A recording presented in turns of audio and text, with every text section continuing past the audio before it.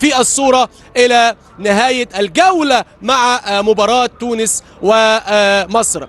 ضربة البداية هتبقى على ساعتنا من حكم الساحة نعيم حسني، تتلعب على طول للمنتخب. رمي التماس من ناحية اليمين للمنتخب المغربي، تتلعب على طول أمامية لسعد الحداد. الأخيرة يبقى عنده 6 نقاط، ولكن النهارده دول دوافع. تتلعب العرضية الحناش، تتلعب على طول أمامية في اتجاه أحمد اختير. أحمد اختير لسعد الحداد، لسه الكرة تتلعب على طول أمامية تانية لأنس المكاوي.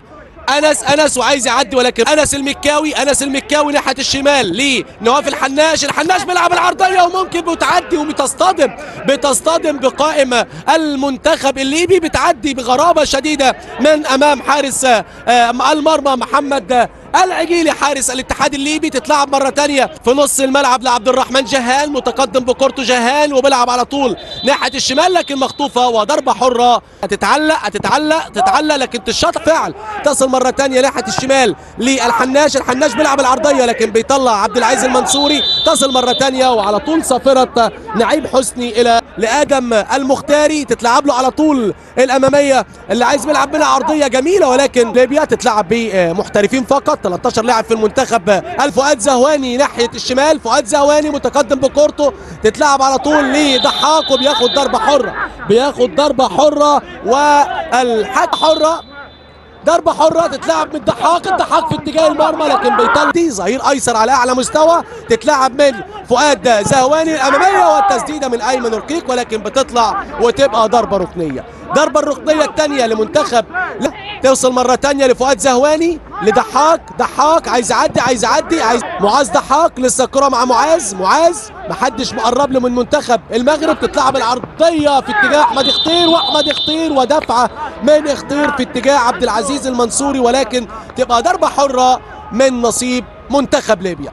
ضربة حرة من مهاجم الاتحاد الليبي. تتلعب العرضية من عبد الرحمن جهان في قمة النجم الساحلي والصفاقسي التونسي في 2022. شوف دي العرضية الأول في الدور طبعا.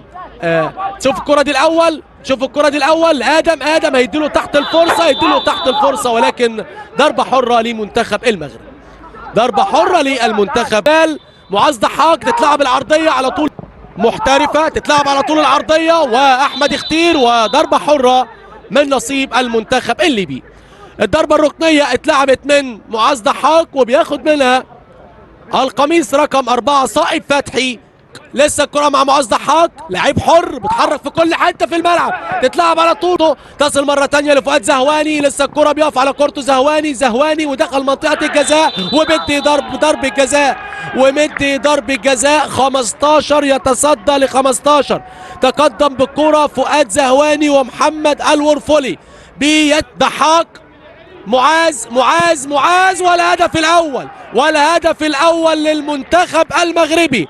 معاذ ضحاك بيتقدم للمملكة المغربية من ضرب الجزاء واحنا في الدقيقة 27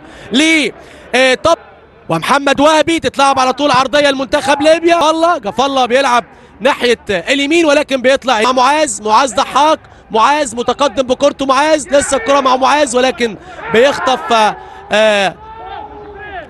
الايسر في منطقة الجزاء. تتلعب على طول الامامية لسعد الحداد وتسديدة من سعد الحداد وبتطلع وتبقى ضربة ركنية. بيلعب العرضية معاذ، بيطلع صائب فتحي مرة تانية لسعد الحداد لمعاذ ضحاك بيلعب العرضية جميلة ومش ممكن الكرة اللي فاتت واحدة من اجمل وافضل فرص ولقطات المباراة للمسماري. تتلعب العرضية لكهله في اتحاد غرب افريقيا. تتلعب على طول امامية، وهنا المغرب حتى الان تتلعب العرضية الطولية. ضحاك يا ولد لنواف الحناش وهجمة واكتر من 10 لمسات. تتلعب على طول امامية، ولكن تصل على طول من انس المكاوي امامية لادم المختاري وهيدوله ضربة حرة. بالفعل ضربة حرة من نصيب صائب فتحي وعبد العزيز المنصوري. آدم يعني شوف لما المملكة عفوا الاتحاد جبرائيل على طول أمامية لأحمد اختير لفؤاد زهواني. في منتخب فرنسا في المباراة الودية. تتلعب الكرة على طول أمامية، والزبيري اللي هو الهداف نشوف دي الأول لمعاذ، معاذ وفين للحداد مرة تانية، والحداد وبتعمل إيه حداد، تصل مرة تانية والهدف الثاني وتسديدة مباشرة من على حدود منطقة الجزاء لمنتخب المغرب.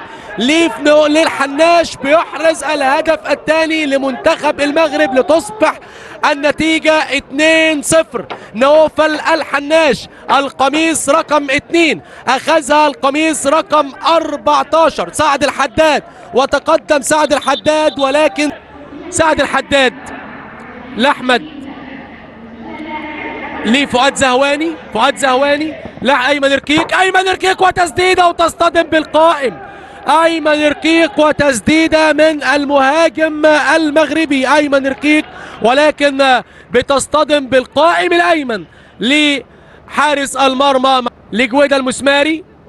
تصل مرة أخرى لسعد الحداد لأدم المختاري تتلعب على طول عرضية، بيطلع وتسديدة، ولكن فين لمسة يد على القميص رقم 10 معاذ ضحاك اللي بيلعب زي ما قلت لحضراتكم في كل حتة في معاذ ضحاك.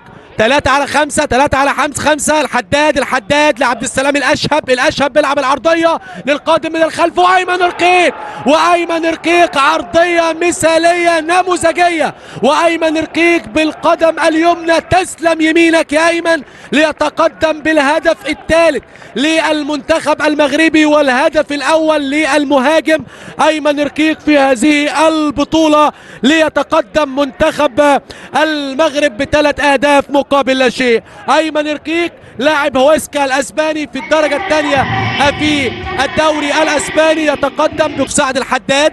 تتلعب ناحية الشمال لجويدا والعرضية، ولكن أيمن ركيك بيلعب ناحية اليمين لحمزة كتون والحداد كان طالع يعمل النموذجية، تصل لعبد السلام الأشهب ومدي ضرب الجزاء ولا مدي ضربة حرة، نشوف ولا هتتلعب على مرتين. سعد الحداد لعبها على مرة واحدة تصطدم بالقائم، تصل مرة تانية ناحية الشمال لأدم المختاري عايز يعدي، ولكن الأشهب لسه الكرة معاه، هيلعب على أيمن ركيك ولا هيلعب على مين؟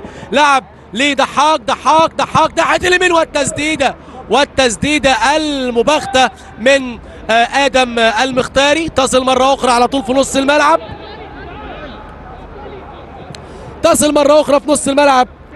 بيلعب في الدوري المحلي. تتلعب الكرة على طول أمامية، آدم المختاري لأنس وبتطلع والتسديد، ولكن ممكن ولكن فين، وبيلعب أكتر من كرة وتسديدة ولكن سهلة.